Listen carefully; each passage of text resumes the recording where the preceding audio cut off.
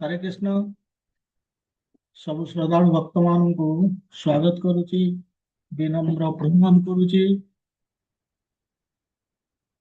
आज श्रीमद् भगवत गीता कार्यक्रम आरंभ करिवा। आसंतु प्रेयर करिवा प्रथमे। ओम अज्ञानतिमिरन्धस्य ज्ञानञ्जनशलाकया चक्षुरुन्मीलितं येन तस्मै श्रीगुरवे नमः। नमो विष्णुपादाय कृष्णपृष्ठाय भूतले श्रीमते भक्तिवेदान्त स्वामिनिति नामिने। नमस्ते सरस्वती देवे गौरवाणी प्रचारिणे निर्विशेष शून्यवादी पाश्चात्य देशतारिणे। नमो महावदन्याय कृष्ण प्रेम प्रदायते कृष्णाय कृष्ण चैतन्य नाम्ने गौरतिशे नमः। हे कृष्ण करुणा सिंधु दीन बंधु जगतपते गोपीश गोपिका कांत श्री राधा कांत नमस्तुते। तप्त कांचन गौरंगी राधे वृंदावनेश्वरी वृषभानुसुते देवी प्रणमामि हरिप्रिये। वाञ्छाकल्पतरुभ्यश्च कृपा सिन्धुभ्यैव च पतितानां पावनेभ्यो वैष्णवेभ्यो नमो नमः। जय श्री कृष्ण चैतन्य प्रभु नित्यानंद श्री अद्वैत गदाधर श्रीवासादि गौरभक्त वृंद। हरे कृष्ण कृष्ण कृष्ण हरे हरे हरे राम राम राम हरे हरे। ओम नमो भगवते वासुदेवाय। ओम नमो भगवते वासुदेवाय। ओम नमो भगवते वासुदेवाय। हरे कृष्ण।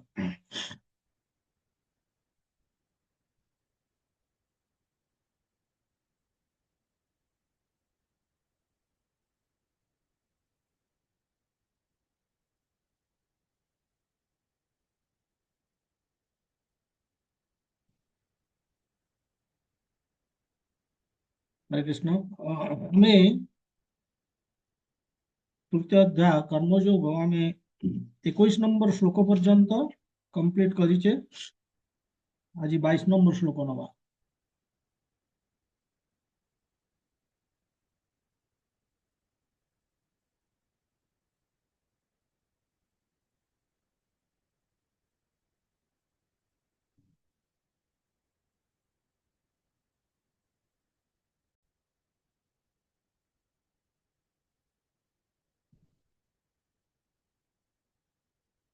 ये हूँ 22 नंबर श्लोक। श्लोकटी एभली कृष्ण कहते श्लोक रे। न मे पार्थास्ति कर्तव्यं त्रिषु लोकेषु किंचन नानवाप्तं अवाप्तव्यं वर्त एव च कर्मणि। आउ थे शुणु। न मे पार्थास्ति कर्तव्यं त्रिषु लोकेषु किंचन नानवाप्तं अवाप्तव्यं वर्त एव च कर्मणि।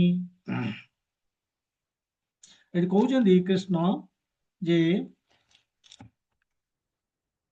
फर्स्ट लाइन रे कहते पार्थ हे अर्जुन न मे अस्ति कर्तव्यं। कहते मोर किछि कर्तव्य कर्म करिवार नाही। कोठी त्रिषु लोकेषु किंचन माने कौन कर्म करिवार नाही बोली कहते कोठी ना त्रिषु लोकेषु ए त्रिभुवन रे स्वर्ग नरक पाताल।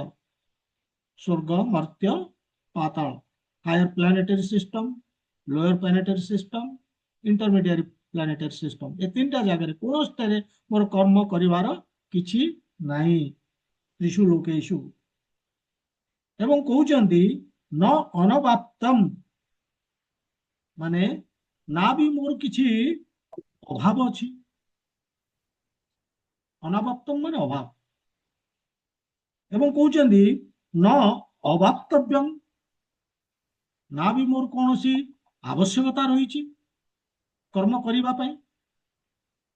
वर्त एव च कर्मणि स्टिल मु कर्म करुछि। वर्त एव च कर्मणि वर्तमाने मु कर्म नियुक्त अछि। कोथरे कर्मणि मु कर्म रे नियुक्त अछि। एभଳି कहउचंदी। तामाने कृष्ण एठी कहउचंदी न मे अस्ति कर्तव्यं मोर कौन कर्तव्य करिवार नहीं पार्थ त्रिषु लोकेषु ए त्रिभुवन रे कोठी कर्तव्य करिवार नहीं ना स्वर्ग मर्त्य पाताल ए तीनोटी जगह मोर कर्तव्य करिवार नहीं न अवाप्तव्यम मोर कर्तव्य करिवार माने न अनवाप्तम न अनवाप्तम माने मोर कर्तव्य मोर किसी अभाव अच्छी कर्तव्य करी ता भी किसी नहीं एवं न अभाप्तव्यम आवश्यकता नहीं भी कर्म करिवार मु कर्म करुछि वर्त एव च कर्मणि गोटे डिस्टर्बांस होउछि हां ओके हां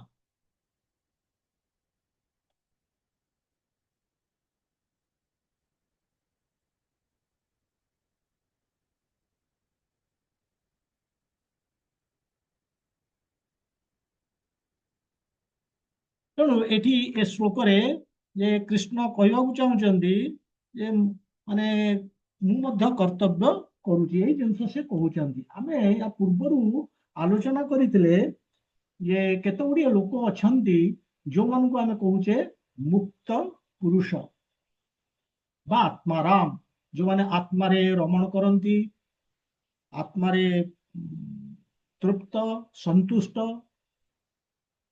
स्वयं सिद्धि व्यक्ति से विषय आम चर्चा करते जो मान जो आत्माराम बा स्वयं सिद्धि व्यक्ति शरीर हूँ मीनिंगलेस कौन से माने ना ये शरीर मीनिंगलेस एवं ये शरीर माने ये शरीर संबंधी किसी कर्तव्य करेंगे कौन से मतलब नहीं एवं खाली शरीर नुहे संसार संबंध भी किसी कर्म करेंगे से भी मतलब नहीं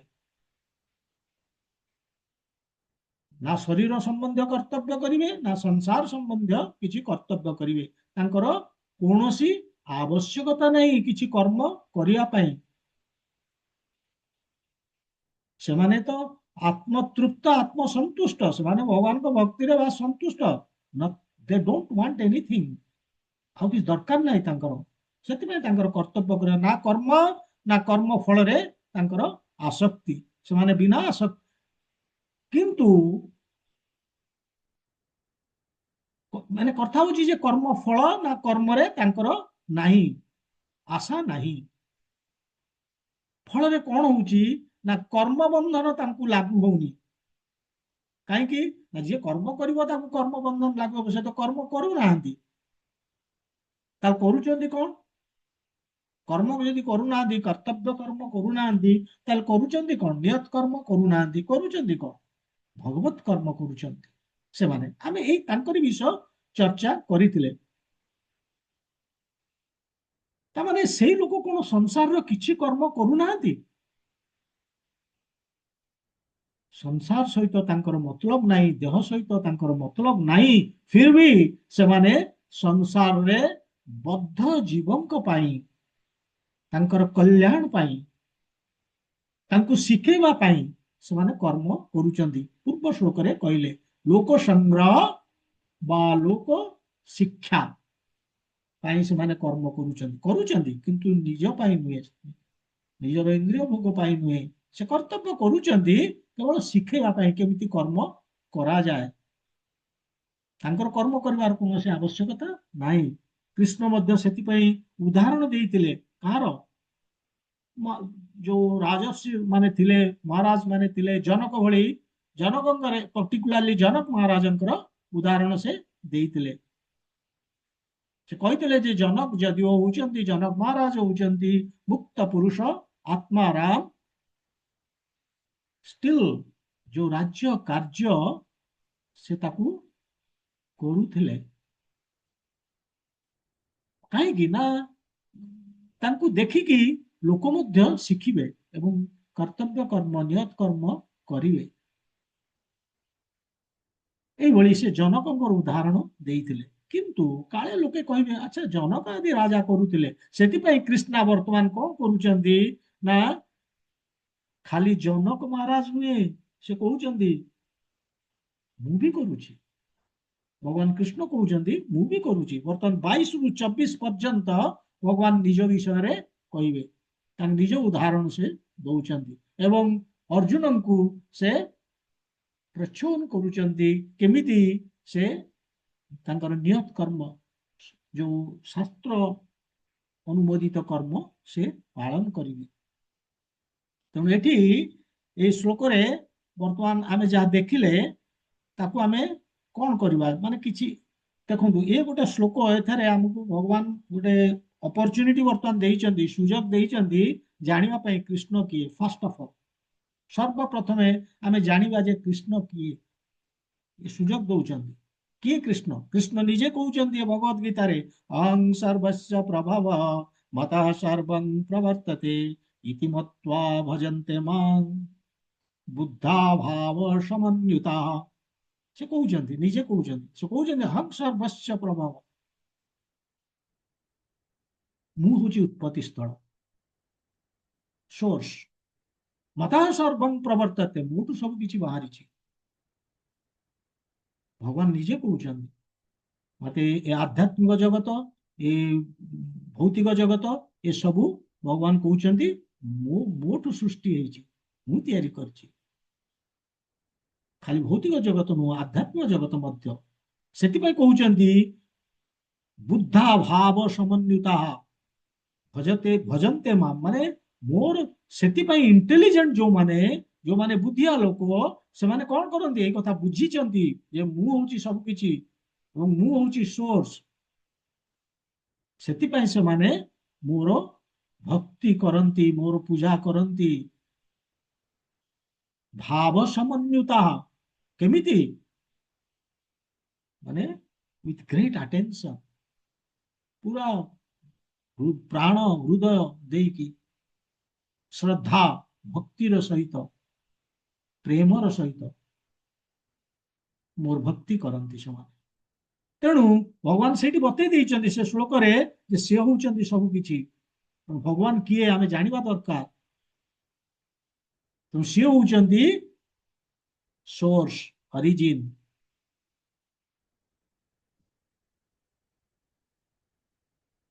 ସୋର୍ସ କାହାର? କାହାର ସୋର୍ସ, କାହାର ସେ ଅରିଜିନ୍? ଯାହା ଆମେ ଆମ ଚାରିପଟରେ ଦେଖୁଛେ ବା ଆମେ ଯାହା ଚାରିପଟରେ ଦେଖୁନେ ବି, ସେ ସବୁ ତାଙ୍କଠୁ ବାହାରିଛି।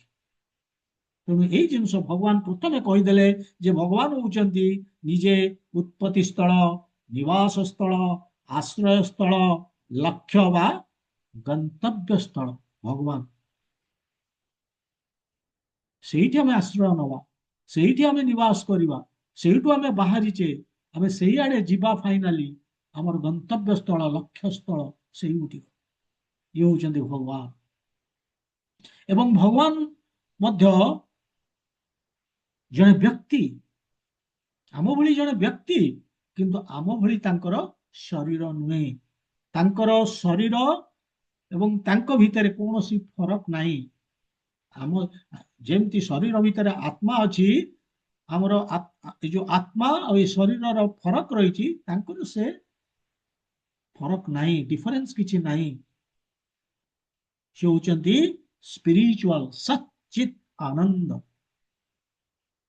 ଆମ ଶରୀର ମାଟି, ପାଣି, ପବନ, ଅଗ୍ନି, ଇଥର, ଏଇଥିରେ ତିଆରି। ଆମେ ଯଦି ଦେଖିବା, ଆମେ ଦେଖିପାରିବା ଆମ ଶରୀର ଭିତରେ ରକ୍ତ, ମାଂସ, ପିତ୍ତ, ନାଳ ଏସବୁ ଭରି ହେଇକି ଅଛି। କିନ୍ତୁ ନାହିଁ, କୃଷ୍ଣଙ୍କର ଏସବୁ ନାହିଁ। ତେଣୁ ଆମର ଯୋଉ ଶରୀର, ଆମେ ଏ ଶରୀର ଭିତରେ ଆମେ ଅଛେ, କିନ୍ତୁ କୃଷ୍ଣଙ୍କର ଶରୀର, ମନ, ବୁଦ୍ଧି, ଅହଙ୍କାର, ସେ ନିଜେ ସବୁ ସମାନ। ସେ ସ୍ପିରିଚୁଆଲ, ସେ ଆବସଲ୍ୟୁଟ। ତାଙ୍କର ସବୁ ଇନ୍ଦ୍ରିୟ ଗୁଡିକ ଦିବ୍ୟ। ଇଏ ହେଲେ କୃଷ୍ଣ। ଏବଂ କୃଷ୍ଣ କିଏ ଆହୁରି ମଧ୍ୟ ଆମେ ଜାଣିବା ଯେ ସିଏ ହଉଛନ୍ତି ଅସମ ବୃଦ୍ଧ। ନା କେହି ତାଙ୍କ ସାଙ୍ଗରେ ସମାନ, ନା ତାଙ୍କଠୁ କେହି ବଡ।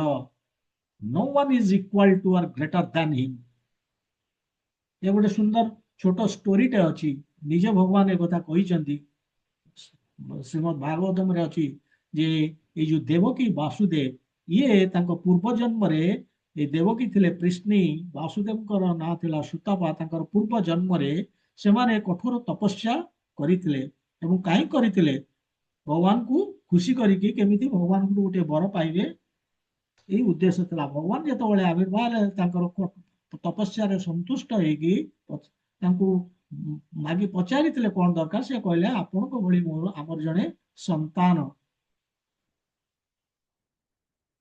ଭଗବାନ କହିଲେ ମୁଁ ଅସମ ବୃଦ୍ଧ, ମାନେ ମୁଁ ତ ମୋ ସାଙ୍ଗରେ କେହି ସମାନ ନୁହନ୍ତି କି ମୋଠୁ କେହି ବଡ ନୁହନ୍ତି, ତେଣୁ ସମାନ ତ ହେଇପାରିବନି, ତାମାନେ ତମ ମତେ ଆସିବାକୁ ପଡିବ ବୋଲି କହିଥିଲେ। ଅସମ ଆୟାମ ଅସମ ବୃଦ୍ଧ,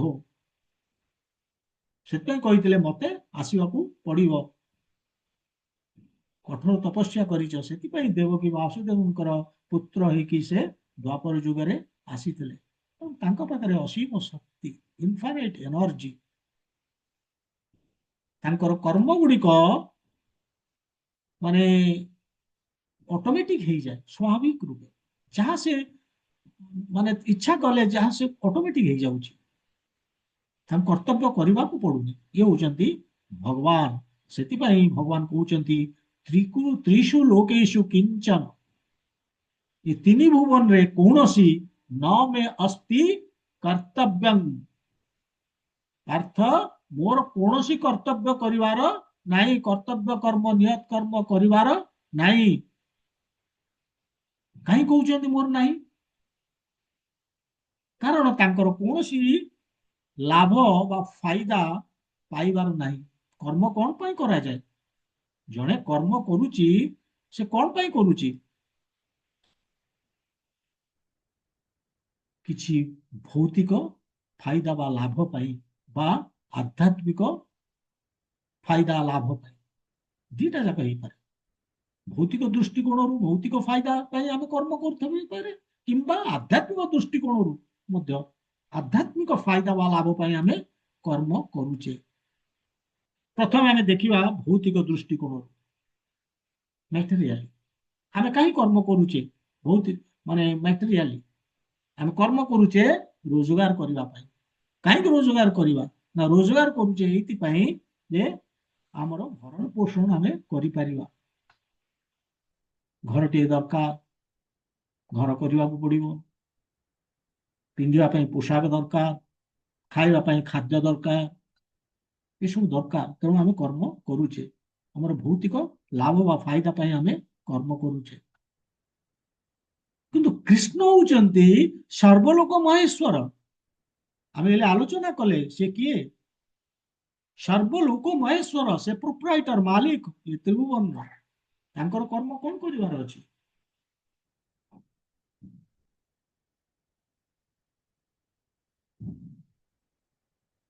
ଖାଲି ସେତିକି ନୁହେଁ, ସିଏ ହଉଛନ୍ତି ଷଡ଼ ଐଶ୍ୱର୍ଯ୍ୟପୂର୍ଣ୍ଣ।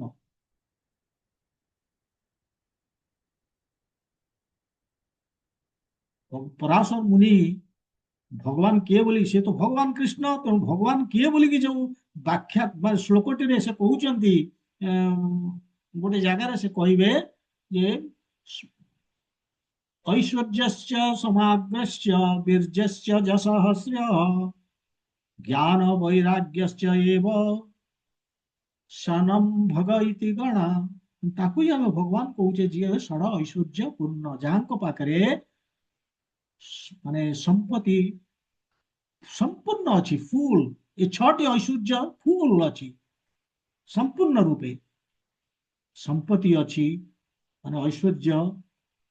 ତାଙ୍କ ପାଖରେ ବୀର୍ଯ୍ୟ ଅଛି, ଶକ୍ତି ଅଛି, ଯଶ ଅଛି, ସେ ଫେମସ ସମ୍ପୂର୍ଣ୍ଣ ରୂପେ, ଏବଂ ସୌନ୍ଦର୍ଯ୍ୟ ଅଛି, ତାଙ୍କଠୁ ଆଉ ସୁନ୍ଦର କେହି ନୁହନ୍ତି।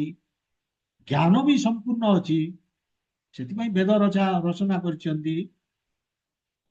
ବୈରାଗ୍ୟ ମଧ୍ୟ। ଦେଖନ୍ତୁ ଏ ଛଅଟିରେ ପାଞ୍ଚଟି ଯାକ ଯାହାର ଅଛି, ଏ ଛଅଟା ରହିବା ଡିଫିକଲ୍ଟ। ଏ ସିକ୍ସଟା ଯୋଉ ବୈରାଗ୍ୟ, ଡିଟାଚମେଣ୍ଟ, ଯଦି ସେ ତାଙ୍କଠୁ ବୈରାଗ୍ୟ ଦୁନିଆରେ କେହି ନାହାନ୍ତି, ତାଙ୍କର କର୍ମ କରିବାର ଆବଶ୍ୟକତା କଣ ଅଛି? भौतिक फायदा पाई बा भौतिक लाभ पाई किसी आवश्यकता नहीं से डिटाच बैरागी से ये आम जदि देखुचे भौतिक दृष्टिकोण रू ताले आम कर्म करुचे कौन फायदा बा लाभ पाए किंतु भगवान किसी फायदा बा लाभ पाइबार नाही तेणु से कहीं कर्म करेंगे से कहते न मे अस्ति कर्तव्य त्रिषु लोकेषु आम जदि आध्यात्मिक दृष्टिकोण भी देखा आमर कर्तव्य कौन आध्यात्मिक दृष्टिकोण कौन कर्तव्य कहा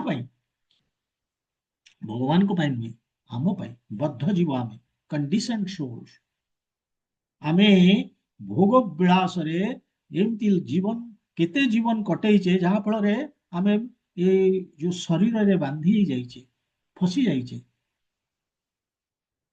आमे दूषित तेणु शास्त्र कौन करुच्ची आमको नियत कर्म जरिया शिखेकी आमको जो आमर जो भोग वासना ताकू शुद्ध करवा चेष्टा करुच्ची प्यूरिफाए नियत कर्म माध्यम ताहले कौन हम आम जो शुद्ध हवा आम अग्रसर हवा कुआड़े आमर जहाँ लक्ष्य जीवन लक्ष्य जहाँ से आड़े आम अग्रसर हवा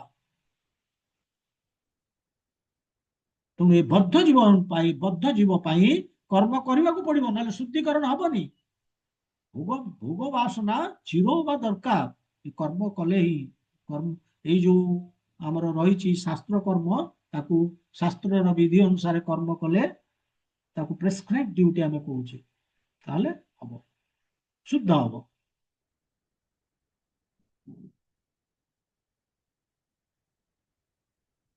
तेणु हेले आमे आमर लक्ष्य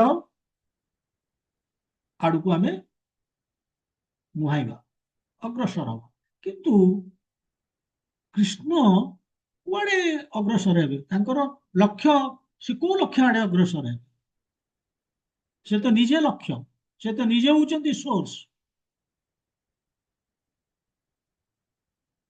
ही is the goal he is the destination सी को लक्ष्य को मुहाइबे तांकर कौन लक्ष्य नाही तांको पाई कौन लक्ष्य नाही कौन कर्तव्य नहीं आध्यात्मिक दृष्टिकोण से शुद्ध हवार नहीं से पवित्र तांकर अन्य ना हूँ पवित्र से ऑलरेडी पवित्र कहीं से स्पिरिचुअल सच्चित आनंद इटर्नाली लिबरेटेड से मुक्त आमे बद्ध से मुक्त आमे बद्ध आमे स्ट्रगल करुचे ये जो शरीर भितर बाहर एवं आत्माराम होगापाई किंतु कृष्ण ऑलरेडी आत्माराम तेणु आध्यात्मिक दृष्टिकोण कर्तव्य करी कौन फायदा हासिल करवा अर्थात से अग्रसर हे आध्यात्मिक पथरे एवं जीवन लक्ष्य को हासिल करेंगे एमती किसी ना तेणु कौन कर्तव्य नहीं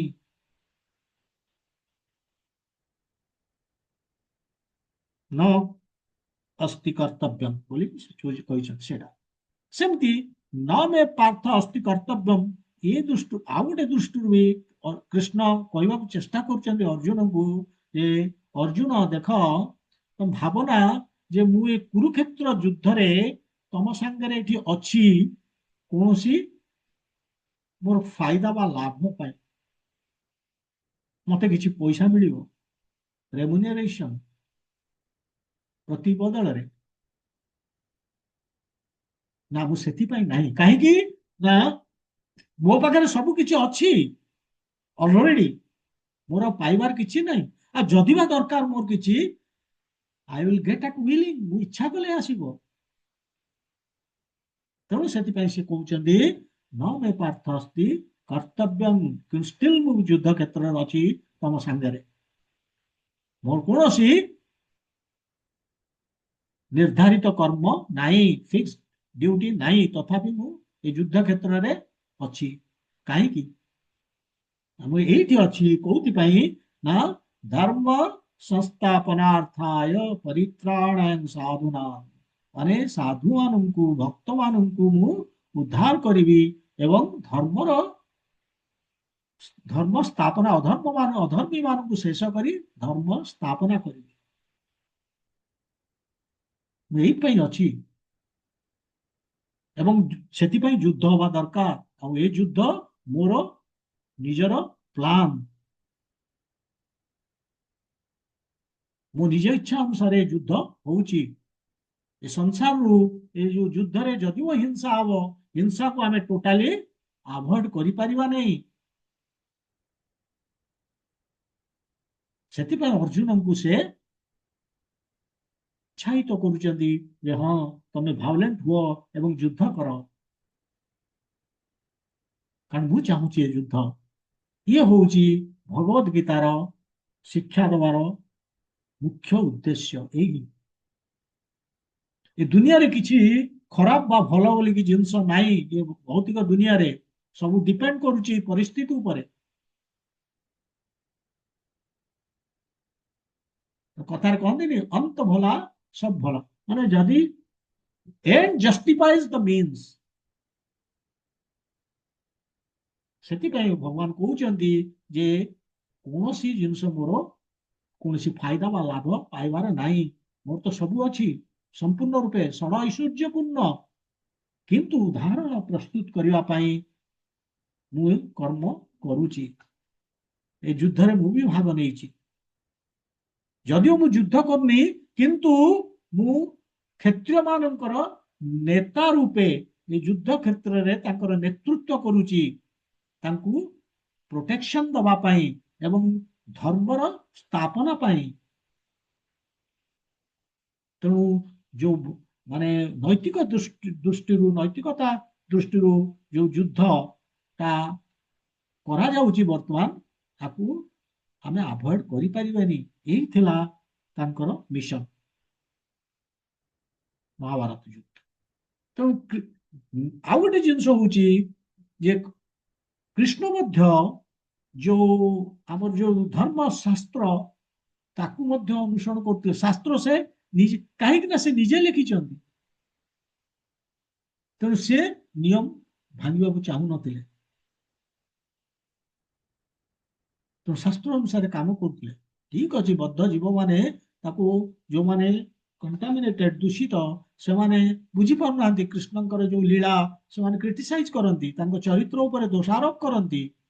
କିନ୍ତୁ ଯୋଉମାନେ ମହାନ ଆତ୍ମା, ଯୋଉମାନେ ଭକ୍ତ, ଯୋଉମାନେ ଭଗବାନଙ୍କର ଭକ୍ତି କରୁଛନ୍ତି, ସେମାନେ କମ୍ପ୍ଲିଟଲି ବୁଝିପାରୁଛନ୍ତି ଯେ କୃଷ୍ଣ ସମ୍ପୂର୍ଣ୍ଣ ରୂପେ ଶାସ୍ତ୍ର ଅନୁମୋଦିତ କର୍ମ କରୁଛନ୍ତି।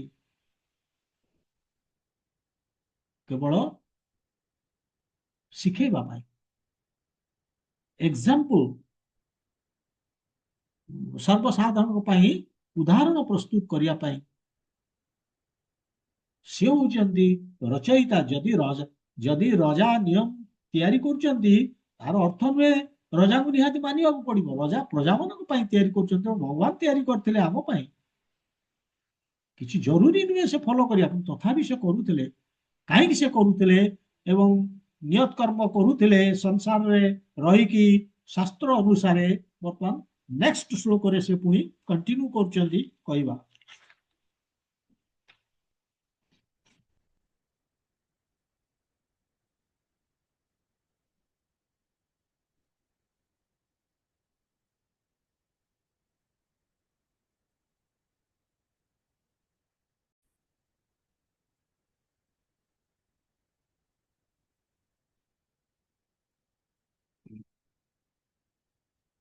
ହଁ, 23 ନମ୍ବର ଶ୍ଲୋକ କହୁଛନ୍ତି କୃଷ୍ଣ, यदि अन्न वर्तेयं जातु कर्मणि अतन्द्रिताः मम वर्तानुवर्तन्ते मनुष्याः पार्थ सर्वशः। ଆଉ ଥରେ ଶୁଣନ୍ତୁ। यदि अन्न वर्तेयं जातु कर्मणि अतन्द्रिताः मम वर्तानुवर्तन्ते मनुष्याः पार्थ सर्वशः। ଏଠି କହୁଛନ୍ତି ଯଦି ହି ଅହଂ, ମାନେ ଯଦି ମୁଁ न वर्तेयं जातु, जातु ମାନେ ସବୁବେଳେ, न वर्तेयं, ମୁଁ ଯଦି ନିଯୁକ୍ତ ନ ହେବି କୋଉଥିରେ? ଯଦି ମୁଁ ନିଜେ ନିଯୁକ୍ତ ନ ହେବି କୋଉଥିରେ? କର୍ମଣି, କର୍ତ୍ତବ୍ୟ କର୍ମରେ। କେମିତି? ଅତନ୍ଦ୍ରିତଃ, କେୟାରଫୁଲି।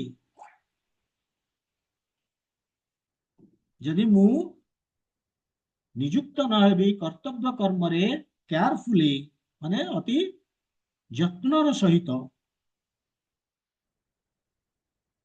ଯଦି ନିଯୁକ୍ତ ନ ହେବି ତାହେଲେ କଣ ହବ? କହୁଛନ୍ତି ମନୁଷ୍ୟାଃ ସର୍ବଶଃ, ପୃଥିବୀରେ ଯେତେ ମନୁଷ୍ୟ ଅଛନ୍ତି ସେମାନେ କଣ କରିବେ? ମମ ବର୍ତ୍ତମ ଅନୁବର୍ତ୍ତନ୍ତେ, ମୋର ପଥ ଅନୁସରଣ କରିବେ। ଯଦି ମୁଁ କର୍ତ୍ତବ୍ୟ କର୍ମରେ ନିଯୁକ୍ତ ନ ହେବି ତାହେଲେ ଲୋକେ ନିଶ୍ଚୟ ମୋର ପଥ ଅନୁସରଣ କରିବେ, ଏଇଭଳି କହୁଛନ୍ତି।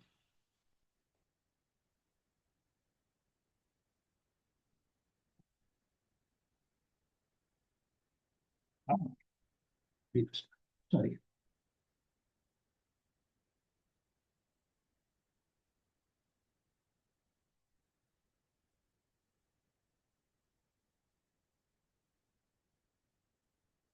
ତେଣୁ ଏଠି କହୁଛନ୍ତି ମୋର ସମସ୍ତେ ଅନୁସରଣ କରିବେ, ଏଇଭଳି। କାହିଁ ସେଇଥିପାଇଁ ସିଏ ପୂର୍ବ ଶ୍ଲୋକରେ କହିଲେ ମୋର କିଛି କର୍ତ୍ତବ୍ୟ ନାହିଁ, ଷ୍ଟିଲ୍ ମୁଁ କରୁଛି। କାହିଁ କରୁଛି ନା all will follow my path, ମୋର ପଥକୁ ଅନୁସରଣ କରିବେ, ଏଇ କଥା କହିଲେ। ତେଣୁ ଏ ପାର୍ଥିବ ଜଗତକୁ ଯେତେବେଳେ ଭଗବାନ ଆସନ୍ତି ଧରାଧାମକୁ, ତାଙ୍କର ଉଦ୍ଦେଶ୍ୟ କଣ? ତାଙ୍କର ଉଦ୍ଦେଶ୍ୟ ହଉଛି କେବଳ ମାନେ ଉଦାହରଣ ପ୍ରସ୍ତୁତ କରିବେ। ଉଦାହରଣ ଜରିଆରେ ସେ ଲୋକମାନଙ୍କୁ ଶିଖେଇବେ କେମିତି କର୍ମ କରିବାକୁ ହୁଏ ଏବଂ ସେମାନେ ତାକୁ ଅନୁସରଣ କରିବେ। ଯେତେ ନୀତି ନିୟମ ରୁଲ୍ସ ରେଗୁଲେସନ୍ସ ଯାହା ବି ଅଛି, ଏସବୁ କାହା ପାଇଁ? ଶାସ୍ତ୍ରରେ ଅଛି, ଏସବୁ କାହା ପାଇଁ? ଭଗବାନଙ୍କ ପାଇଁ ନୁହେଁ, ଆମ ଭଳି ବଦ୍ଧ ଜୀବ ଯୋଉମାନେ, ତାଙ୍କ ପାଇଁ ନୀତି ନିୟମ। ବଦ୍ଧ ଜୀବ ଅର୍ଥ କଣ? ଯୋଉମାନେ ଏଇ ଯୋଉ ପ୍ରକୃତିର ତିନି ଗୁଣ ପ୍ରଭାବରେ କର୍ମ କରୁଛନ୍ତି, କିନ୍ତୁ ସେଇମାନେ ଯଦି ଆମେ ତା ଅର୍ଥାତ ଆମେ ଯଦି ସେ ଶାସ୍ତ୍ର ଅନୁସାରେ କର୍ମ କରିବା, ଶାସ୍ତ୍ରର ନୀତି ନିୟମକୁ ଅନୁସରଣ କରିକି କର୍ମ କରିବା, ତାହେଲେ କଣ ହବ?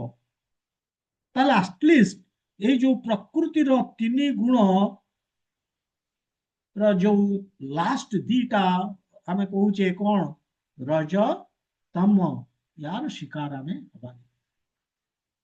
ସବୁ ଏଇ ରଜ ତମ ଗୁଣର ଶିକାର ହେଇଛନ୍ତି, ଏଇଥିରେ ପଶିକି ଅଛନ୍ତି। ଅଧିକାଂଶ ଅଧିକାଂଶ ଲୋକ ଅଧିକାଂଶ ରଜ ଗୁଣରେ ସେମାନେ ପ୍ରଭାବିତ ହେଇକି କର୍ମ କରୁଛନ୍ତି। ଫଳରେ ସେମାନେ ତାଙ୍କ ଜୀବନରେ କିଛି ଅଗ୍ରଗତି କରିପାରୁନାହାନ୍ତି ଆଧ୍ୟାତ୍ମିକ ପଥରେ। ଯିଏ ରଜ ତମ ଗୁଣର ପ୍ରଭାବରେ କାମ କରୁଛି, ଆଧ୍ୟାତ୍ମିକ ଜୀବନ ତାର ଦୁର୍ବଳ। କିନ୍ତୁ ଯେତେବେଳେ ସେମାନେ ଯୋଉ ମାନେ ଯୋଉ ଧର୍ମ ଆମର ଶାସ୍ତ୍ରର ଯୋଉ ନୀତି ନିୟମ ଅଛି ସେ ଅନୁସାରେ କର୍ମ କରିବା ଆରମ୍ଭ କରିବେ, ସ୍ଲୋଲି ଧୀରେ ଧୀରେ ଧୀରେ ଧୀରେ ସେମାନେ ତାଙ୍କର ଚେତନାକୁ ଊର୍ଦ୍ଧ୍ୱକୁ ନେଇକି ଯିବେ ଏବଂ ସେମାନେ ଗୋଟେ ଷ୍ଟେଜକୁ ଆସିବେ, ତାକୁ ଆମେ କହୁଛେ ଗୁଡନେସ୍ ବା ସତ୍ୱ। ସେ ଷ୍ଟେଜରେ ଆମେ ପହଞ୍ଚିଗଲେ ଏବଂ ସେ ଷ୍ଟେଜରେ ପହଞ୍ଚିକି ଯେତେବେଳେ ଆମେ ଆଟଲିଷ୍ଟ ଭକ୍ତି କରିବା, ଭଗବାନଙ୍କର ଆରମ୍ଭ କରିବା ଏବଂ ଭଗବାନଙ୍କର କୃପା ମିଳିବା ଆରମ୍ଭ ହବ, ତାହେଲେ ଆମେ କଣ ହବ? ଆମେ ପୁରା ଏ ଗୁଣକୁ ଆମେ ପାର କରିକି ଚାଲିଯିବା। କୋଉଠିକି? ଶୁଦ୍ଧ ସତ୍ୱକୁ, ବାସୁଦେବ ଷ୍ଟେଟ ତାକୁ କହନ୍ତି। ତେଣୁ ଇଏ ହଉଛି ଉଦ୍ଦେଶ୍ୟ। ଏଇ ବଦ୍ଧ ଜୀବଙ୍କ ପାଇଁ ଏଇ ଯୋଉ ଶାସ୍ତ୍ର ରଖା ହେଇଛି, ଶାସ୍ତ୍ରର ନିୟମ ନୀତି ନିୟମ ମଧ୍ୟ ବନା ହେଇଛି। କିନ୍ତୁ କେତେକ ଲୋକ କହନ୍ତି ଯେ ଆମେ ଏ ଶାସ୍ତ୍ର ଫଲୋ କରିବାକୁ ଚାହୁଁନୁ, କାହିଁକି ନା ଆମର ସ୍ୱାଧୀନତା ଦରକାର, ଫ୍ରିଡମ, ଆମେ ମୁକ୍ତ ହବାକୁ ଚାହୁଁଛୁ। କିନ୍ତୁ ଆଇରନିକାଲି ଆମେ ଦେଖିବା ଯେ ଯୋଉମାନେ ଏଇ ଯୋଉ ଶାସ୍ତ୍ରର ନୀତି ନିୟମକୁ ଅନୁସରଣ କରୁନାହାନ୍ତି ସେଇମାନେ ଆକ୍ଚୁଆଲି ତାଙ୍କର ମୁକ୍ତି ନାହିଁ, ସେମାନେ ବାନ୍ଧି ହେଇଯାଇଛନ୍ତି ପ୍ରକୃତିର ତିନି ଗୁଣରେ। ସେଥିପାଇଁ ବଦ୍ଧ ସେମାନେ ବାନ୍ଧି ହେଇଯାଇଛନ୍ତି। କିନ୍ତୁ ଯୋଉମାନେ ନୀତି ନିୟମ ଶାସ୍ତ୍ରର ଅନୁସରଣ କରୁଛନ୍ତି ଆକ୍ଚୁଆଲି ସେମାନେ ଫ୍ରି, ସେମାନେ ମୁକ୍ତ। ତେଣୁ ଭଗବାନ କହୁଛନ୍ତି ଇନଡାଇରେକ୍ଟଲି ଯେ ଶାସ୍ତ୍ରର ଅର୍ଥ ହଉଛି ଯେ ଆମର ଯୋଉ ବଦ୍ଧ ଜୀବ ଆମେ ଏ ଯୋଉ ନୀତି ନିୟମ ତିଆରି କରାହେଇଛି ଏ ବଦ୍ଧ ଜୀବଙ୍କ ପାଇଁ। କିନ୍ତୁ କୃଷ୍ଣ କଣ ବଦ୍ଧ ଜୀବ? ଯେତେବେଳେ କୃଷ୍ଣଙ୍କ କଥା ଆମେ ଚିନ୍ତା କରୁଛେ ସେ ତ ସ୍ପିରିଚୁଆଲ ସଚ୍ଚିଦାନନ୍ଦ, ଗୁଣାତୀତ। ସେ ଗୁଣାତୀତ, ସେ ବାସୁଦେବ ଷ୍ଟେଟରେ ରହୁଛନ୍ତି, ଶୁଦ୍ଧ ସତ୍ୱତା। ଷ୍ଟିଲ୍ ସେ ନୀତି ନିୟମ ଅନୁସରଣ କରୁଛନ୍ତି, ପାଳନ କରୁଛନ୍ତି ଶାସ୍ତ୍ରର। କାହିଁକି? କେବଳ ଆମ ଭଳି ବଦ୍ଧ ଜୀବଙ୍କୁ ଦେଖେଇବା ପାଇଁ ଯେ ଏ ନୀତି ନିୟମକୁ ଅନୁସରଣ କେମିତି କରାଯାଏ ଏବଂ କରିକି ଏଇ ଯୋଉ ପ୍ରକୃତିର ତିନି ଗୁଣକୁ କେମିତି ଆମେ ପାର କରିପାରିବା। ଆମେ ତାରି ସେଇ ତିନି ଗୁଣରେ ବନ୍ଧା ହେଇକି ଅଛେ, ଆମେ ଅଶୁଦ୍ଧ।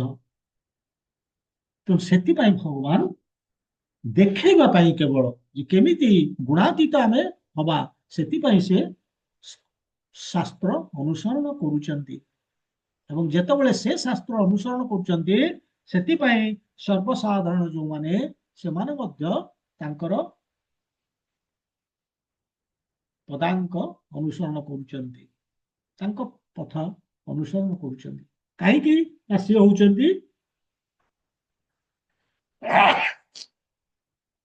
ହଉଛନ୍ତି ଅଥରିଟି, ଗ୍ରେଟେଷ୍ଟ ଅଥରିଟି।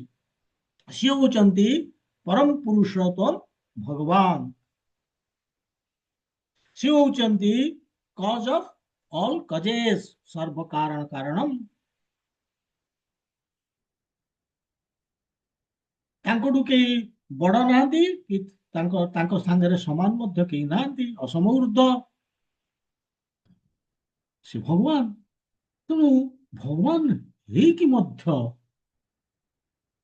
ସେ ଜଣେ ନର୍ମାଲ ସାଧାରଣ ଗୃହସ୍ଥ ଭଳି ଜୀବନ ଯାପନ କରୁଥିଲେ। କାହିଁକି? ଉଦାହରଣ ଦେବା ପାଇଁ। କେମିତି ଜୀବନ ଯାପନ କରୁଥିଲେ ସାଧାରଣ ଗୃହସ୍ଥ ଭାବରେ? ଇଏ ଆମର ଯୋଉ ଶ୍ରୀମଦ୍ ଭାଗବତମ ଦଶମ ସ୍କନ୍ଦ ବା ଆମର ଗୋଟେ କୃଷ୍ଣ ବୁକ୍ ଅଛି, ସେଠାରେ ମଧ୍ୟ ଆକୁ ଉଲ୍ଲେଖ କରାଯାଇଛି। ଭଗବାନ କୃଷ୍ଣ କେମିତି ଗୃହସ୍ଥ ରୂପେ କର୍ମ କରୁଥିଲେ। ତାଙ୍କର 16,108 ପତ୍ନୀ ଥିଲେ। ସମସ୍ତଙ୍କ ସାଙ୍ଗରେ ସେ ଏକ ସମୟରେ ସମୟ କାଟି ପାରୁଥିଲେ। ବ୍ରାହ୍ମ ମୁହୂର୍ତ୍ତରେ ସେ ଉଠୁଥିଲେ, ଶଯ୍ୟା ତ୍ୟାଗ କରୁଥିଲେ। ସେ ଉଠିବେ ଏବଂ ଉଠିକି ସାଙ୍ଗେ ସାଙ୍ଗେ ପାଣି ସ୍ପର୍ଶ କରିବେ, ସ୍ନାନ କରିବେ, ନିଜକୁ ପବିତ୍ର କରିବା ପାଇଁ, ପ୍ୟୁରିଫାଇ କରିବା ପାଇଁ। ଦେଖନ୍ତୁ କିଏ କାହାକୁ ପ୍ୟୁରିଫାଇ କରୁଛନ୍ତି? ପବିତ୍ର ଯିଏ ଅଲରେଡି ପ୍ୟୁରିଫାଏଡ ସ୍ପିରିଚୁଆଲ, ସେ ନିଜକୁ ପ୍ୟୁରିଫାଇ କରୁଥିଲେ ପାଣିରେ ସ୍ନାନ କରିକି ବ୍ରାହ୍ମ ମୁହୂର୍ତ୍ତରେ। କାହିଁକି? ଏକ୍ସାମ୍ପଲ କ୍ରିଏଟ କରିବା ପାଇଁ, ସେଟିଂ ଏକ୍ସାମ୍ପଲ, ଲୋକଙ୍କୁ ଦେଖେଇବା ପାଇଁ ଯେ ଏମିତି କରାଯାଏ। ତାଙ୍କର ଆବଶ୍ୟକତା ନାହିଁ। ସେ ହଉଛନ୍ତି ଅଲ୍ ପବିତ୍ର, ତାଙ୍କର ପ୍ୟୁରିଫାଇ କରିବାର କଣ ଅଛି?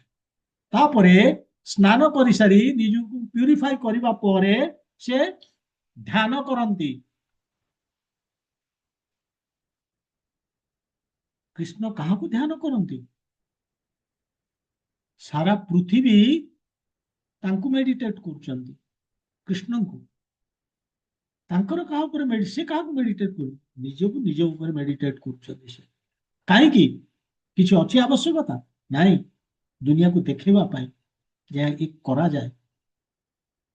ତେଣୁ ଏଇଭଳି ସ୍ନାନ କରି ଧ୍ୟାନ ପରେ ସେ ସୁନ୍ଦର ଭାବରେ କ୍ଲିନ ବସ୍ତ୍ର ପରିଧାନ କରିକି ସେ କଣ କରନ୍ତି?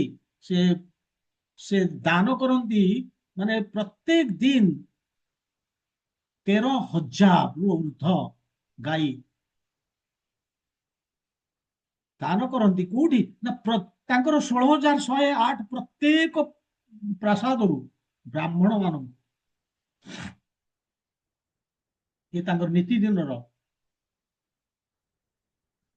କାର୍ଯ୍ୟ। ଏବଂ ସେଇ ଗାଈ ଗୁଡିକ ପୁଣି ବହୁତ ସୁନ୍ଦର, ତାଙ୍କୁ ସଜା ହେଇଥିବ, ତାଙ୍କୁ ଅଳଙ୍କାର ଭୂଷିତ କରାହେଇଥିବ, ତାଙ୍କୁ ବିଭିନ୍ନ ପ୍ରକାରର ବସ୍ତ୍ର ତାଙ୍କର ତାଙ୍କୁ ପିନ୍ଧେଇ ଦିଆଯାଇଥିବ, ତାଙ୍କର ସିଲଭର ହୁକ୍ ଲଗା ଯାଇଥିବ, ଫୁଲମାଳ ପିନ୍ଧେଇ ଦିଆଯାଇଥିବ, ଏଇଭଳି। ଏବଂ ବ୍ରାହ୍ମଣ ମାନଙ୍କୁ ସେ ଦିଅନ୍ତି, ଦାନ କରନ୍ତି। ତାପରେ ସେ ଯାଆନ୍ତି ଧର୍ମସଭାକୁ, ସେଠି ଧର୍ମସଭା ସେ ଆଟେଣ୍ଡ କରନ୍ତି। କାହିଁକି ନା ତାଙ୍କର ଯାହା ଆଡମିନିଷ୍ଟ୍ରେଟିଭ ୱାର୍କ ତାକୁ ମଧ୍ୟ ସେ ସମ୍ପାଦନ କରନ୍ତି। ତେଣୁ ଏଇଭଳି ଏଇସବୁ କର୍ମ କରିବାର କୌଣସି ଆବଶ୍ୟକତା ନାହିଁ, କିନ୍ତୁ ସେ କରୁଥିଲେ କାହିଁକି? ଜଣେ ସାଧାରଣ ଗୃହସ୍ଥ ଭଳି ପ୍ରମାଣ ଦେଖେଇବା ପାଇଁ ଯେ କେମିତି ଜଣେ ଗୃହସ୍ଥ ଆଚରଣ କରିବା କଥା, କେମିତି ବ୍ୟବହାର କରିବା କଥା, କେମିତି କର୍ମ କରିବା କଥା। ଇଭିନ୍ ଯେତେବେଳେ ନାରଦ ମୁନି ଦ୍ୱାରକା, ଯେତେବେଳେ ଭଗବାନ ଶ୍ରୀକୃଷ୍ଣ ଏଇଠି ଥିଲେ ଦ୍ୱାରକାରେ, ଏବଂ ଦ୍ୱାରକାକୁ ଅଧିକାଂଶ ନାରଦ ମୁନି ଆସନ୍ତି ଦର୍ଶନ ପାଇଁ ତାଙ୍କର। ଆଉ ଯେତେବେଳେ ନାରଦ ମୁନି ଆସିବେ ସାଙ୍ଗେ ସାଙ୍ଗେ ଆସନରୁ ଉଠିଯିବେ କୃଷ୍ଣ, ଉଠି ତାଙ୍କୁ ପାଛୋଟି ନେବେ, ତାଙ୍କୁ ପାଛୋଟି ନେବେ, ସ୍ୱାଗତ କରିବେ, ତାଙ୍କର ପାଦ ଧୋଇଦେବେ ପାଣିରେ ଏବଂ ତାଙ୍କୁ ପ୍ରେୟାର କରିବେ ଏବଂ ଗୋଟେ ଉଚ୍ଚ ଆସନରେ ତାଙ୍କୁ ବସେଇବେ, ନିଜେ ତଳେ ବସିବେ ତାଙ୍କ ଗୋଡ ପାଖରେ, ଏବଂ ତାଙ୍କୁ କହିବେ, ଯେମିତି ଅର୍ଜୁନ କହିଥିଲେ ସାଧି ମାମ, ସେମିତି କହିବେ ସାଧି ମାମ ମାନେ ମତେ ଉପଦେଶ ଦିଅନ୍ତୁ। କାହିଁକି ନା ସେ ହଉଛନ୍ତି ଶୁଦ୍ଧ ଭକ୍ତ ଏବଂ ମୁନି। ଦୁନିଆକୁ ଦେଖିବା ପାଇଁ ଇଏ କଣ ଭଗବାନ କଣଙ୍କର ଏଇ ନାରଦ ମୁନିଙ୍କୁ କରିବାର କିଛି ଆବଶ୍ୟକତା ଅଛି? ତାକୁ କହନ୍ତି ସେଟିଂ ଏକ୍ସାମ୍ପଲ, ଉଦାହରଣ ପ୍ରସ୍ତୁତ କରିବା ପାଇଁ ଲୋକଙ୍କ ପାଖରେ ଯେ କେମିତି ବ୍ୟବହାର କରାଯାଏ ମୁନି ଋଷି ମାନଙ୍କର, ଜ୍ଞାନୀ ମାନଙ୍କର। କିନ୍ତୁ ଆମେ ଯୋଉ ଏତେ ଆଲୋଚନା କରୁଛେ, ଅଛନ୍ତି ଆମ ଭିତରେ ମଧ୍ୟ ପ୍ରଶ୍ନ କରିପାରନ୍ତି, ଠିକ ଅଛି ଭଗବାନ କରୁଥିଲେ ଏବଂ ଗୃହସ୍ଥ ଭଳି କର୍ମ କରୁଥିଲେ, ଶାସ୍ତ୍ର ଅନୁସରଣ କରୁଥିଲେ ଏବଂ କେମିତି କର୍ମ କରିବାକୁ ଏକ୍ସାମ୍ପଲ ସେଟ୍ କରୁଥିଲେ, କିନ୍ତୁ what about those past times of Krishna? ତାଙ୍କର କେତେ ଗୁଡେ ଲୀଳା ଅଛି, ସେଗୁଡା କଣ? ଏଇଭଳି ପ୍ରଶ୍ନ ଉଠେଇ ପାରନ୍ତି। ଯେମିତି ଗୋପୀ ମାନଙ୍କ ସାଙ୍ଗରେ ରାସଲୀଳା ଏବଂ ଯୋଉ କୁରୁକ୍ଷେତ୍ର ଯୁଦ୍ଧ ଭୂମିରେ ଯୋଉ ଗୋଟିଏ ଅଛି ସୁନ୍ଦର ପାଷ୍ଟ ଟାଇମ ତାଙ୍କର, ଯେ ମାନେ ଦେଖା ଯାଉଥିଲା ସତେ ଯେମିତି କୃଷ୍ଣ ଏ ଦୁନିଆକୁ ଠକି ଚାଲିଛନ୍ତି ସେ କୁରୁକ୍ଷେତ୍ରରେ। ସେଗୁଡିକ କଣ? ୟେସ୍, ଏସବୁ କୃଷ୍ଣ କରିଛନ୍ତି, ଇଏ ବି ଏ ଲୀଳା ଅଛି ଭଗବାନଙ୍କର। ଏବଂ ଜଣା ପଡୁଛି ସତେ ଯେମିତି ଏ ଲୀଳା ଗୁଡିକ ସବୁ ନୀତି ନିୟମକୁ ଉଲ୍ଲଂଘନ କରିକି ସେ ଲୀଳା କରିଛନ୍ତି, ଶାସ୍ତ୍ର ବିରୁଦ୍ଧ କାମ କରିଛନ୍ତି। କିନ୍ତୁ ଏକ୍ଜାକ୍ଟଲି ସେଠି କଣ ସେ ହଉଥିଲା ସେ ଲୀଳାରେ, ସିଏ ଆମର ବୁଝିବାର ଶକ୍ତି, ବୁଝିବା ଶକ୍ତିର ବାହାରେ। ଆମେ ତାକୁ ବୁଝିପାରିବାନି, ବଦ୍ଧ ଜୀବ, କେବଳ ଭକ୍ତ ମାନେ ତାକୁ ବୁଝିପାରିବେ। କୃଷ୍ଣ ମାନେ ଯୋଉ ନିୟମକୁ ଭାଙ୍ଗିଥିଲେ, ଭାଙ୍ଗିବା ପାଇଁ ପ୍ରସ୍ତୁତ ହେଇଗଲେ, ଯୋଉ ନିୟମ ସେ ନିଜେ ତିଆରି କରିଥିଲେ, କାହିଁକି? ଫର ଦ ପ୍ଲେଜର ଅଫ ହିଜ ଡିଭୋଟିଜ, ତାଙ୍କ ଭକ୍ତଙ୍କର କେବଳ ତାଙ୍କୁ ଆନନ୍ଦ ଦେବା ପାଇଁ, ଖୁସି କରିବା ପାଇଁ ସେ ଏ ଲୀଳା କରିଥିଲେ। ଗୋଟିଏ ଏକ୍ସାମ୍ପଲ ମୁଁ ଦେବି, ଏଇ କୁରୁକ୍ଷେତ୍ର ଋଣ ମାନେ ଯୁଦ୍ଧ ଭୂମିରୁ ଗୋଟିଏ ଇନସିଡେନ୍ସ। ଭୀଷ୍ମଦେବ 14 ଦିନ ଯୁଦ୍ଧ 10 ଦିନ ଯୁଦ୍ଧ କରିଥିଲେ। ଯୋଉ 18 ଦିନ ମହାଭାରତ 10 ଦିନ ଏବଂ 10th ଡେର ପୂର୍ବ ଦିନ ଯୋଉ ଦିନ ତାଙ୍କର ପତନ ହବ ତାର ଠିକ ପୂର୍ବ ଦିନ ଭୀଷ୍ମଦେବ ଗୋଟିଏ ପ୍ରତିଜ୍ଞା କଲେ, ଶପଥ ନେଲେ ଯେ କାଲି ଆଇଦର ଅର୍ଜୁନଙ୍କର ମୃତ୍ୟୁ ହବ ନହେଲେ କୃଷ୍ଣଙ୍କୁ ମୁଁ ମଜବୁର କରିବି ଅସ୍ତ୍ର ଉଠେଇବା ପାଇଁ। ଅର୍ଥାତ୍ କୃଷ୍ଣା ପ୍ରତିଜ୍ଞା କରିଥିଲେ ଏ ଯୁଦ୍ଧ ଭୂମିରେ ସେ ଅସ୍ତ୍ର ଉଠେଇବେନି ବୋଲିକି। ତେଣୁ ଭୀଷ୍ମ କହିଲେ ମୁଁ ଏ ନିଶ୍ଚିତ କରିବି ଯେ କୃଷ୍ଣା ତାଙ୍କର ଏଇ ଯୋଉ ଶପଥଟିକୁ ସେ ଉଲ୍ଲଂଘନ କରିବେ, ଭାଙ୍ଗିବେ। He will break the promise, vow, his own vow। କଣ କଲେ ନା 10th ଡେ ଭୀଷ୍ମଦେବ ମାନେ ବର୍ଷଣ କରିଚାଲିଲେ, ଶର ପରେ ଶର ବର୍ଷଣ କରିଚାଲିଲେ ଅର୍ଜୁନଙ୍କ ଉପରୁ। ଏବଂ ଗୋଟେ ପର୍ଟିକୁଲାର ପଏଣ୍ଟ ଅଫ ଟାଇମରେ, ଗୋଟେ ସମୟରେ ଅର୍ଜୁନଙ୍କୁ ସମ୍ଭବ ହେଲାନି ଏତେ ଗୁଡିଏ ଶରକୁ ମ୍ୟାନେଜ କରିବା ପାଇଁ, ଫେସ୍ କରିବା ପାଇଁ, ସମ୍ମୁଖୀନ ହେବା ପାଇଁ। ସେ ଇତସ୍ତତ ହେଇଯାଉଥିଲେ।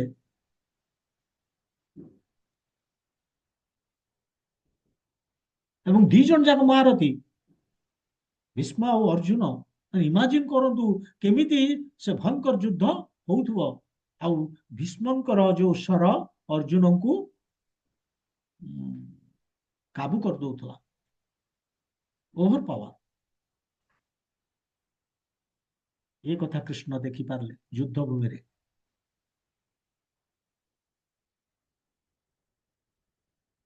କିନ୍ତୁ କରିବେ କଣ? ଦି ଜଣ ଯାକ ହଉଛନ୍ତି ଭକ୍ତ, ଭୀଷ୍ମ ବି ଭକ୍ତ, ଅର୍ଜୁନ ବି ଭକ୍ତ, ଶୁଦ୍ଧ ଭକ୍ତ। ନିକିତରେ ସେ କାହାକୁ ତଳ ଉପର କରିପାରିବେନି, ଏଭଳିଆ ଭକ୍ତ। ଏବଂ ଆଟ ଦ ସେମ ଟାଇମ କୃଷ୍ଣ ନିଶ୍ଚିତ କରିବେ ଯେ ଅର୍ଜୁନଙ୍କର ମୃତ୍ୟୁ ହବନି ଏବଂ ଭୀଷ୍ମଙ୍କର କଥା ମଧ୍ୟ ରହିବ। ଭୀଷ୍ମଙ୍କର କଥା କଣ? ଯେ କୃଷ୍ଣ ଉଠେଇବେ ଅସ୍ତ୍ର ଯୁଦ୍ଧ ଭୂମିରେ। ସେଟା ମଧ୍ୟ ତାଙ୍କର ସେଇ କଥାଟାକୁ ରଖିବାକୁ ପଡିବ। ଦିଟା ଜିନିଷ, ଅର୍ଜୁନ ମରିବେନି ଏବଂ ତାଙ୍କ କଥା ରଖିବାକୁ ପଡିବ। ସେ ଆଲାଉ କରିବେନି ଭୀଷ୍ମଙ୍କୁ ଅର୍ଜୁନଙ୍କୁ ମାରିବା ପାଇଁ। ତେଣୁ କୃଷ୍ଣ କରିବେ କେମିତି, କଣ କରିବେ? ତେଣୁ ଭୀଷ୍ମଙ୍କର ସେଇ ଯୋଉ ପ୍ରତିଜ୍ଞା ଯେ ମୁଁ ମାରିଦେବି ନହେଲେ ନାହିଁ ମଜବୁର କରେଇବି କୃଷ୍ଣଙ୍କୁ ଅସ୍ତ୍ର ଉଠେଇବା ପାଇଁ, ଏଇ କଥାଟିକୁ ରଖିବା ପାଇଁ, ସମ୍ମାନ ଦବା ପାଇଁ କୃଷ୍ଣ କଣ କଲେ ନା ଗୋଟେ ଭଙ୍ଗା ରଥର ହୁଇଲଟିଏ ଧରି ଦୌଡ଼ିବା ଆରମ୍ଭ କଲେ। କୁଆଡେ? ଭୀଷ୍ମଦେବଙ୍କ ଆଡକୁ। ଭୀଷ୍ମ ତାପରେ ହସି ହସିକି ନିଜର ଅସ୍ତ୍ରକୁ ତଳେ ରଖିଦେଇକି ଏବଂ ପୁରା ହାତ ଯୋଡ଼ିକି ୱିଥ ଫୋଲ୍ଡେଡ ପାମ୍ସ କୃଷ୍ଣଙ୍କୁ ସ୍ୱାଗତ କରୁଛନ୍ତି ଯେ ଆସନ୍ତୁ, ମାରନ୍ତୁ ମତେ। ଖୁସି ହେଇଗଲେ, କାରଣ ସେ ସେୟା ହିଁ ଇଚ୍ଛା କରିଥିଲେ ଯେ ମୁଁ ମଜବୁର କରିବି, ଆଇଦର ଅର୍ଜୁନ ମରିବେ ନହେଲେ କୃଷ୍ଣଙ୍କୁ ମୁଁ ବାଧ୍ୟ କରିବି ସେ ଅସ୍ତ୍ର ଉଠେଇବା ପାଇଁ। ଏବଂ ଉଠେଇ ଦେଲେ ବି। ଆଉ ସେତେବେଳେ ଅର୍ଜୁନ ଯେତେବେଳେ ଦୌଡ଼ିକି ଯାଉଛନ୍ତି, ଅର୍ଜୁନ କଣ କରୁଛନ୍ତି? କୃଷ୍ଣଙ୍କର ସେଇ ଯୋଉ ଚରଣ କମଳକୁ ଧରୁଛନ୍ତି, ପଛରୁ ଭିଡିକି ଧରୁଛନ୍ତି। ନାଇଁ କୃଷ୍ଣ, ଏକଥା କର ନା, କାରଣ ତମେ ଶପଥ କରିଛ ମୁଁ ଯୁଦ୍ଧ କରିବି, ମୁଁ ମାରିବି, ଏଭଳି କହୁଛନ୍ତି। ତେଣୁ ଏଇ ଯୋଉ ସିନ୍ ଆମେ ଦେଖୁଛେ, ଏଥିରୁ ଆମେ କଣ ବୁଝିବା ଯେ କଣ ପାଇଁ କଲେ କୃଷ୍ଣ ଏ ନିୟମ ଭଙ୍ଗ କଲେ? କେବଳ ଭୀଷ୍ମ ଦେବଙ୍କୁ ସନ୍ତୁଷ୍ଟ ମାନେ ଖୁସି କରିବା ପାଇଁ। ସେ ହଉଛନ୍ତି ପରମ ଭକ୍ତ, 12 ମହାଜନ ଭିତରେ ସେ ଯାଉଛନ୍ତି, ବୈଷ୍ଣବ ସେ। ତେଣୁ ସେଥିପାଇଁ ଅସ୍ତ୍ର ଉଠେଇ ଦେଲେ। ବୋଲେ ଗୋଟେ ଭଙ୍ଗା ରଥର ଚକଟେ। ତେଣୁ ଏଇଥିରୁ ଆମେ ଇଜିଲି ବୁଝିବା ଯେ କୃଷ୍ଣ କେତେ ସମ୍ମାନ ଦିଅନ୍ତି ତାଙ୍କ ଭକ୍ତର କଥାକୁ। ମାନେ ଇଭିନ୍ ତାଙ୍କ ନିଜ ଇମେଜ ତଳକୁ ଖସିଯିବ ତାକୁ ପରବା କରିନାହାନ୍ତି ସେ। ପୁରା ସମଗ୍ର ମାନେ ସମାଜରେ ତାଙ୍କର ଯେତିକି ଖ୍ୟାତି ଅଛି ଯଶ ଅଛି ସବୁ ତଳକୁ ଚାଲିଯିବ ଏଇଭଳିଆ କଲେ, କିନ୍ତୁ ସେତିକି ସେ ପରବା କରିନାହାନ୍ତି। କେବଳ ସେ ନିଶ୍ଚିତ କଲେ ଯେ ମୋର ଡିଭୋଟିର ଯୋଉ ଭକ୍ତ ଯିଏ ତାର କଥା ରହୁ, ସେଥିପାଇଁ।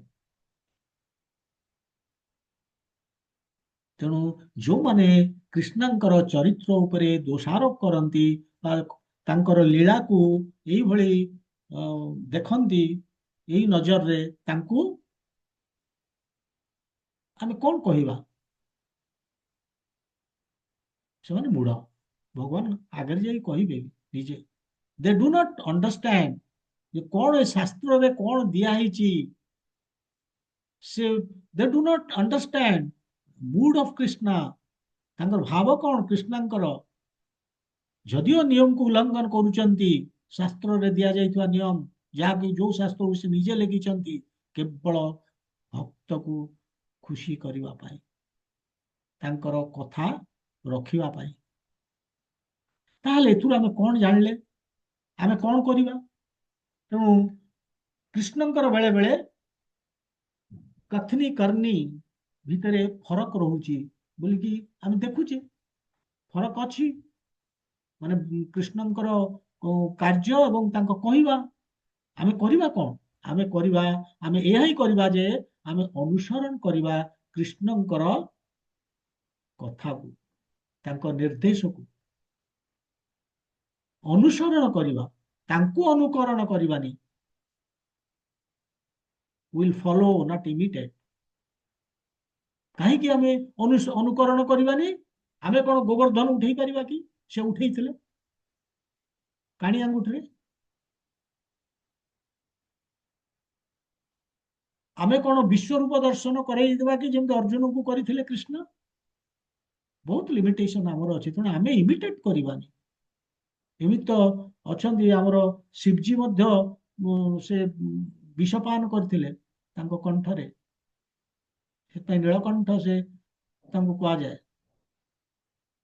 ତାହେଲେ ଆମେ କଣ ସେୟା କରିଦବା, ବିଷ ପିଇଦବା? ହଉ, ଜିନିଷ ହଉଛି ଯେ ଆମେ ଇମିଟେଟ୍ କରିପାରିବାନି, ଅନୁକରଣ କରିବାନି, ଆମେ ଅନୁସରଣ କରିବା ସେ କଣ କହୁଛନ୍ତି କୃଷ୍ଣ। ତାଙ୍କ ଇନଷ୍ଟ୍ରକ୍ସନ ଆମକୁ ଫଲୋ କରିବାକୁ ପଡିବ। ଏଇ ଜିନିଷ ଉପରେ ଆମକୁ ମାନେ ଧ୍ୟାନ ଦବାକୁ ପଡିବ। ଏ ଶ୍ଲୋକ ଆମକୁ କହୁଛି ଯେ ଫଲୋ କୃଷ୍ଣସ୍ ଇନଷ୍ଟ୍ରକ୍ସନ। ତେଣୁ କୃଷ୍ଣ ବହୁତ ସୁନ୍ଦର ଭାବରେ ଏଇ ଶ୍ଲୋକରେ ଅଛି, ଆହୁରି ଗୋଟେ ଶ୍ଲୋକ ମଧ୍ୟ କହିବେ, କିନ୍ତୁ ସେ କହିକି ଯାଉଛନ୍ତି ଯେ କେମିତି ମୁଁ ଉଦାହରଣ ତିଆରି କରୁଛି, ମୋର କିଛି କର୍ତ୍ତବ୍ୟ କରିବାର ନାହିଁ। ମୁଁ ତ ସୃଷ୍ଟିକର୍ତ୍ତା, ପାଳନ କର୍ତ୍ତା, ସଂହାର କର୍ତ୍ତା।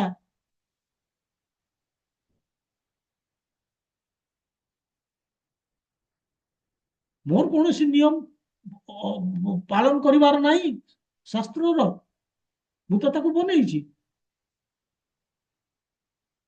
କିନ୍ତୁ ଷ୍ଟିଲ୍ ମୁଁ ଶାସ୍ତ୍ରର ନିୟମ ଅନୁସାରେ କର୍ମ କରୁଛି, ଶାସ୍ତ୍ରକୁ ଅନୁସରଣ କରୁଛି।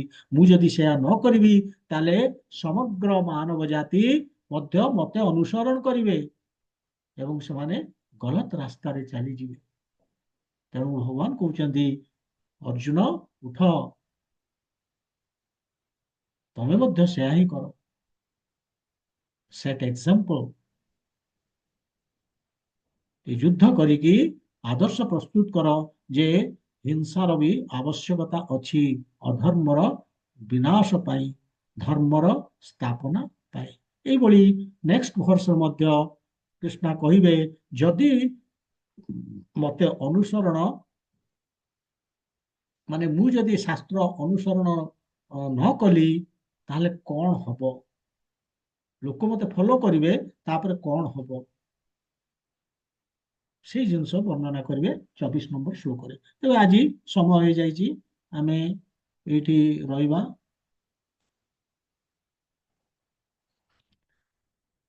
ହରେ କୃଷ୍ଣ।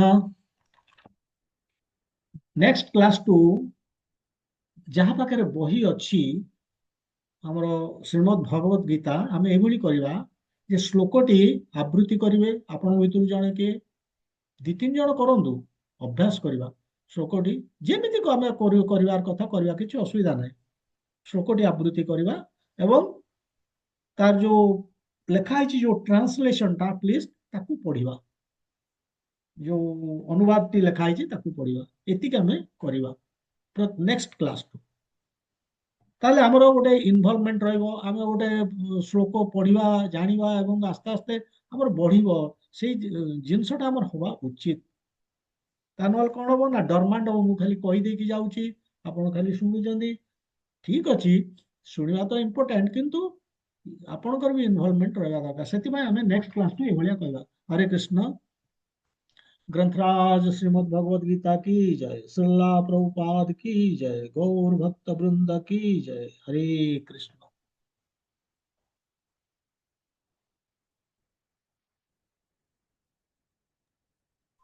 हरे कृष्ण।